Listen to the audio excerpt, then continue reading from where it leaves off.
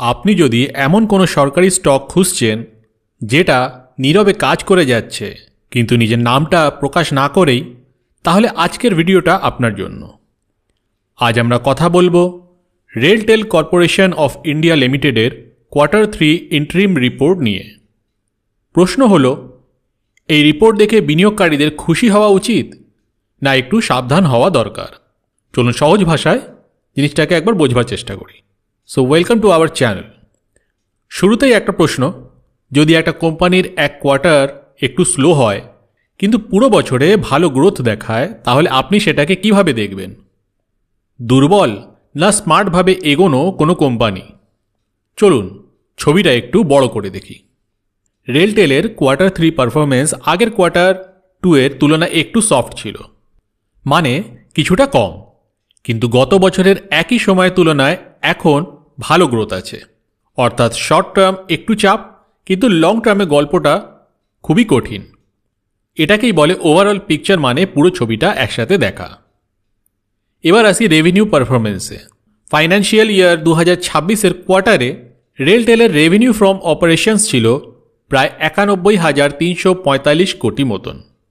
এটা Q2 এর তুলনায় কম, কিন্তু গত বছরের Q3 এর তুলনায় অনেক বেশি। কেন এমন হলো? কারণ এই কোয়ার্টারে কিছু বড় প্রজেক্ট এক্সিকিউশন একটু ধীর গতিতে ছিল, মানে বড় প্রজেক্টের কাজ শেষ করার গতি একটু কম ছিল। কিন্তু মজার বিষয় হলো, যদি আমরা শুধু Q3 না দেখে পুরো 9 মান্থসটা দেখি, তাহলে রেভিনিউ দাঁড়াচ্ছে প্রায় 2,60,862 কোটি, যেখানে গত বছর ছিল 2,16,922 কোটি। মানে মোটের ওপর ব্যবসাটা জোরেই এগোচ্ছে। এখানে একটা সহজ উদাহরণ যদি দিই, ভাবুন রেলটেল একটা কনস্ট্রাকশন কোম্পানির মতো। কোনো মাসে কাজ কম হতে পারে, কিন্তু 9 মাস বা 1 বছরের হিসাব করলে দেখা যায় মোট কাজ অনেকটা বেড়েছে। তাই শুধু এক কোয়ার্টার দেখে ভয় পাওয়ার দরকার নেই। এবার কথা বলি প্রফিটেবিলিটি নিয়ে। Q3-তে প্রফিট আফটার ট্যাক্স বা প্যাট ছিল প্রায় 6,240 কোটি। এটা Q2 এর থেকে একটু কম, কিন্তু গত বছরের কাছাকাছি। আর পুরো 9 মাসে নেট প্রফিট হয়েছে প্রায় 20,457 কোটি, যেখানে গত বছর ছিল 18,636 কোটি। এটার মানে কি? মানে কোয়ার্টারলি ওঠানামা থাকলেও ইয়ারলি বেসিসে কোম্পানির লাভ বাড়ছে। এবার তাহলে চলুন এক্সপেন্স আর মার্জিনসটা বুঝি। Q3-তে রেলটেলের টোটাল এক্সপেন্স ছিল প্রায় 82,986 কোটি। এর বড় অংশই গেছে প্রজেক্ট কস্ট, অ্যাক্সেস চার্জেস আর এমপ্লয়ি এক্সপেন্সে। এটা তো স্বাভাবিক, কারণ রেলটেল বড় বড় সরকারি ও ইনফ্রা প্রজেক্টে কাজ করে। ভালো খবর হলো, এত খরচের মাঝেও মার্জিনস স্টেবল আছে, মানে কস্ট কন্ট্রোল ঠিকঠাকই চলছে। এখন বিজনেস সেগমেন্টস নিয়ে যদি কথা বলি, রেলটেল মূলত দুটো সেগমেন্টে কাজ করে। একটা হলো টেলিকম সার্ভিসেস, মানে নিয়মিত স্থির আয়, আর একটা হলো প্রজেক্ট ওয়ার্ক সার্ভিসেস, মানে বড় বড় প্রজেক্ট যেখানে আয় বেশি কিন্তু টাইমিংয়ের ওপর ডিপেন্ড করে। Q3-তে প্রজেক্ট সার্ভিস থেকে বেশি রেভিনিউ এসেছে, আর টেলিকম সার্ভিসের নিয়মিত প্রফিট দিয়ে পুরো ব্যবসাটাকে ব্যালেন্স করেছে। এটাকেই বলে ডাইভার্সিফাইড বিজনেস মডেল, মানে ঝুঁকির ভাগ কম করে নেওয়া। ব্যালেন্স শিটটা কেমন? 31 ডিসেম্বর 2025 পর্যন্ত রেলটেলের টোটাল অ্যাসেটস ছিল প্রায় 5,521 কোটি। কোম্পানির ক্যাপিটাল স্ট্রাকচার বেশ হেলদি।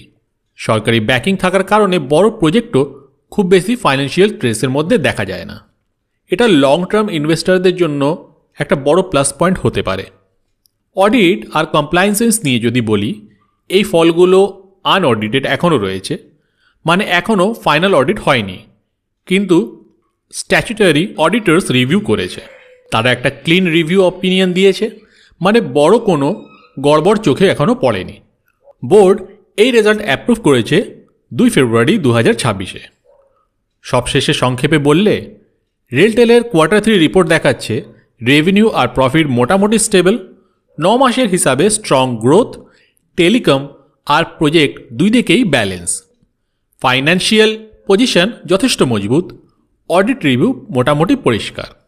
প্রশ্ন হলো, আপনি কি শর্ট টার্ম ফ্ল্যাকচুয়েশন দেখে সিদ্ধান্ত নেবেন না লং টার্ম গ্রোথ স্টোরি দেখবেন?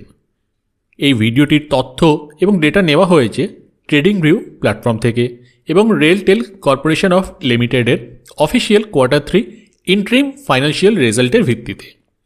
আপনি যদি এমন আরও সহজ ভাষায় স্টক অ্যানালিসিস চান তাহলে ভিডিওটা লাইক করুন, চ্যানেলটাকে সাবস্ক্রাইব করুন আর কমেন্টে জানান পরের ভিডিওতে কোন স্টক নিয়ে কথা বলবো। তাহলে দেখা হবে পরের ভিডিওতে।